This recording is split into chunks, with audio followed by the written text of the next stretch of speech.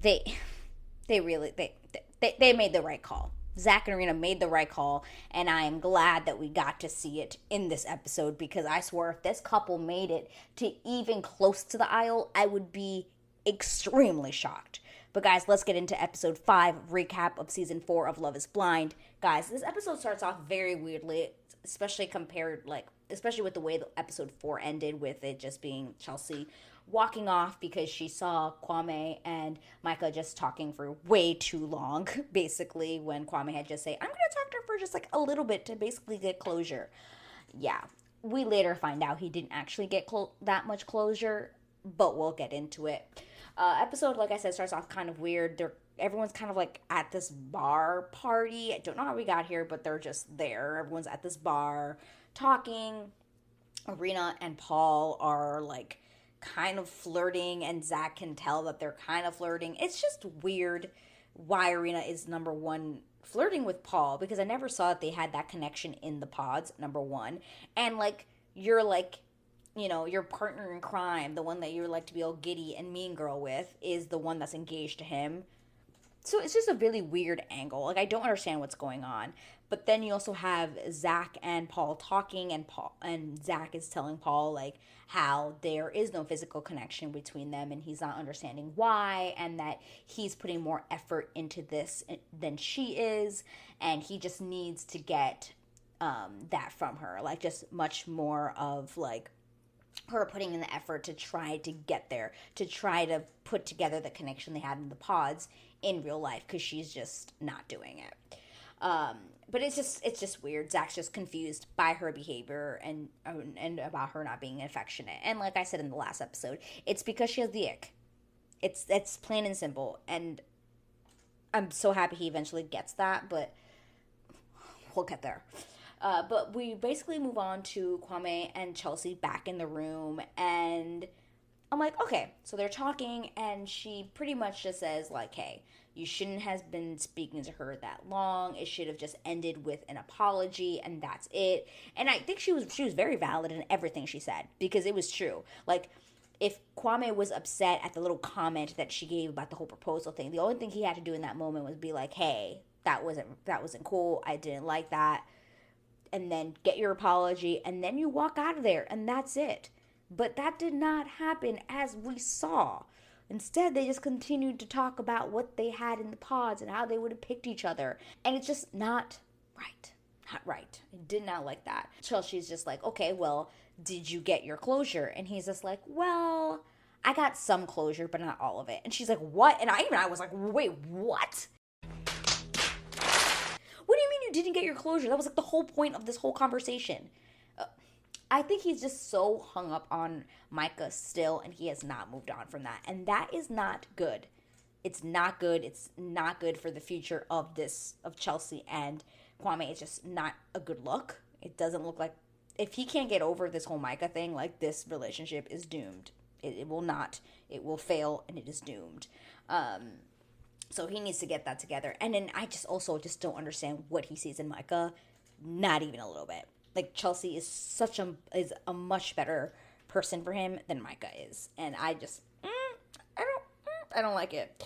But we basically go on to the next day, and each couple is going on like their own like little date together. So you have like people going on ATVs, you have people going to the beach, you have people on a boat. Like, it's people on like different little dates. Very cute.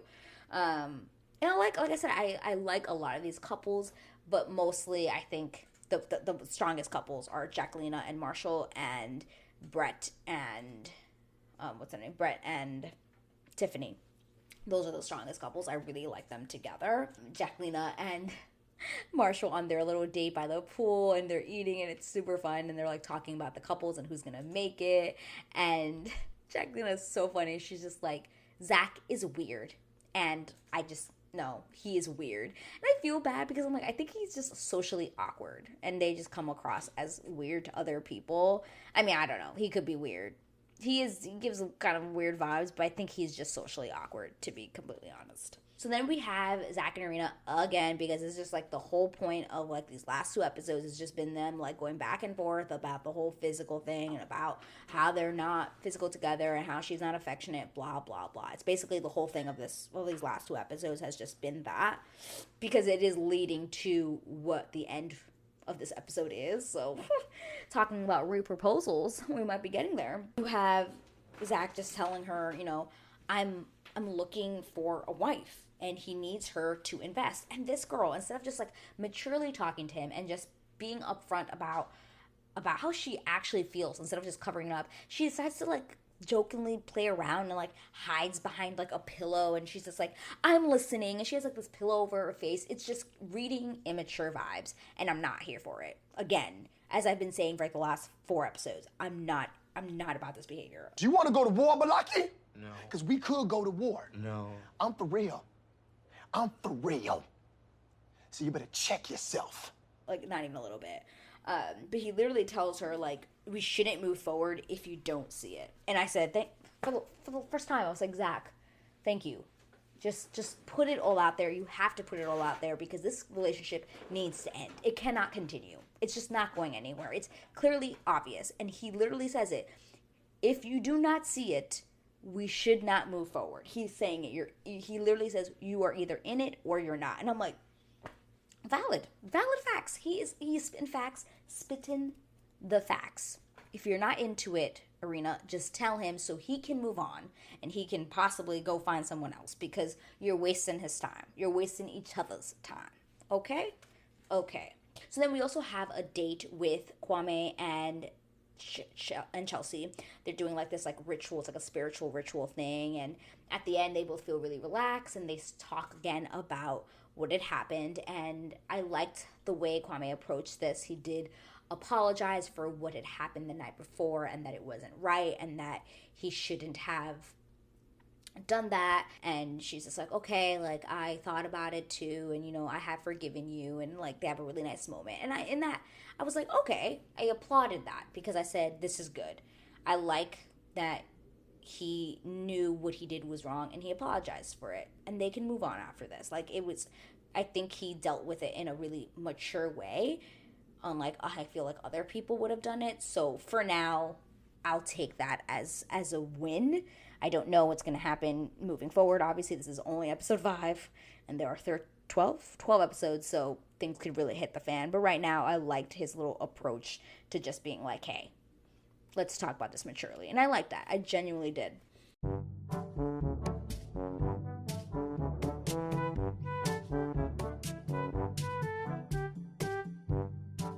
Move on to another party that night that we're having. Everyone's like by the pool, and this was a beautiful conversation and I'm so happy it was showcased on TV. But it was 3 black men, 3 men of color, just talking together about how they grew up in these really unnurturing relationships with their families, where it wasn't a very, like, the word love wasn't really shown. And Marshall says, it's so nice to be able to sit with a whole bunch of guys like us, 3 black men who this is something we never talk about with our families, like sitting here and showcasing and talking about this with each other. Like, dude, like, I love you, man. Like, it was just really, really nice to see that, like, being shown on TV. It was really, really, really nice. And then Zach's like talking about like he's not sure if he made the wrong choice. I'm like, dude, it's okay if you made the wrong choice. Like, it's totally okay. It happens if you made the wrong choice. Like, it's okay. You will be okay. Okay?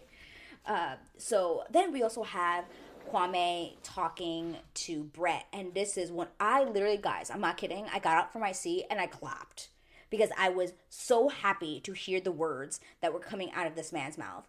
But Kwame and Brett were talking, and Brett literally told him how it was and was like, dude, like, you should have just ended it with her. Like, you are happy with somebody else. Like, you shouldn't be talking about Micah. Like, that's how this conversation should have gone. He was just like breaking it down. And I said, I'm not kidding, guys. I got up, I paused it, and I clapped for the maturity of the men this season. It is what I like to see. I loved it. I said, please, let's keep it going. Let's keep this maturity. Let's keep this vulnerability, because it is the best thing that we want to see on TV. Somebody else was talking about how this season has really showed has been one of the most vulnerable seasons yet, and I totally agree. The pods were the most vulnerable, and I just want to continue to see that, and I hope it's not clouded by all this like immaturity by other people. I really hope we continue to really highlight maturity and vulnerability and being there for our partners. Like, I clapped. I was so happy. But then we have Micah come up to Chelsea and say, hey, like, let's talk. Because at this point, Chelsea and Kwame had been, like, together most of the night, and he has respected her and been like, hey, like, I'm not going to talk to Micah like that. Like, I'll keep it very, brief and just keeping my space and making sure to respect that. And he does that the whole night. He kind of doesn't really talk to her and just does his own thing and stays with his woman, who is Chelsea, which is the way it should be. And, yeah, Chelsea and Micah start talking about what happened, and then this is crazy. A storm literally rolls in. Like, a crazy storm comes in and ruins their conversation. It's, like, pouring, and Chelsea just, like, makes this comment, like, oh, wasn't that funny? Like, even, like, the storm is like, yeah, you guys shouldn't talk. Like, this is a sign, like, the weather doesn't want us to have this conversation. So their conversation is cut short, which I'm fine with. I didn't really care to see these two women hash it out. I really don't care about Micah enough. Just do your own thing. I don't care. It was nice that she went and talked to her to try to just, like, make the peace, but also at the same time, just focus on your relationship with Paul. Because honestly, I don't know where that's going either. You guys are just kind of, like, riding in some sort of weird wave. I don't know. That couple, don't see that happening. I don't know. But,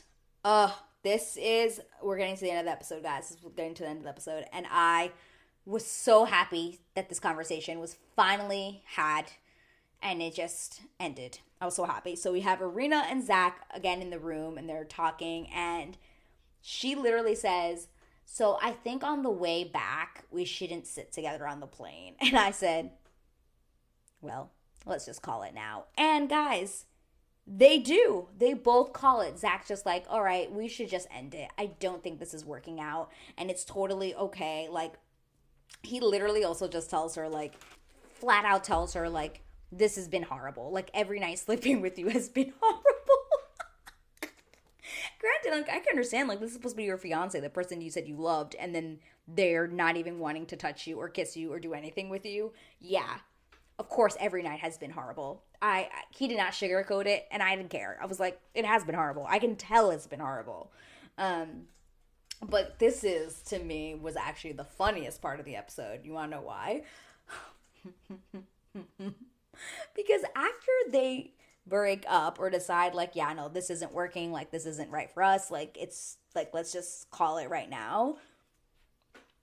They're both in the bathroom brushing their teeth and then talking to each other about how they're going to go and try to pursue other people who they thought should, like, he's like, oh, I might go back. I think I might pursue Bliss. Like, and, like, talking like two best friends having a sleepover in the bathroom after they just broke up.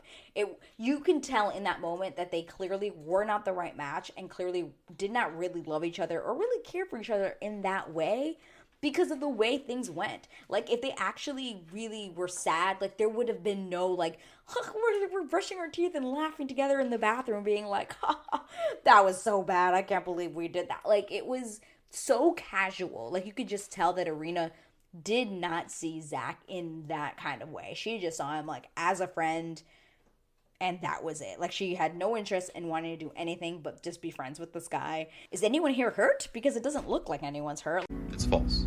No way. Not this time. Like, they both just didn't give a fuck. They just didn't care. They were like, all right, whatever. I laughed. I was genuinely laughing because I was like, wow. They're moving on pretty quick. They are moving on pretty damn quick. But yeah, that is the end of Mexico. So everyone goes back home. And guys, please comment down below because is this new or has this happened before? But I swore this, like, Love is Blind is usually filmed in Dallas, so everyone's usually from Texas. But this season, everyone's from Seattle and Washington. So I was like, is that new? Comment down below, because I don't remember if we've had another season where people were from Seattle. I might just be forgetting. But if this is the first time, well, hello Seattle. Everyone from this season is from there. And we are back in Washington, and guys, ooh. And I don't know how it's going to, because it ends on a cliffhanger. Of course it does. We have Zack at this bar meeting up with Bliss. Literally meeting up with Bliss, and is like, again, this is super awkward because at this point, I don't think they've met before. I don't know. Bliss just looked like she was even pissed to be there. Like, she was just like, this the dude when he be listening to the other guy.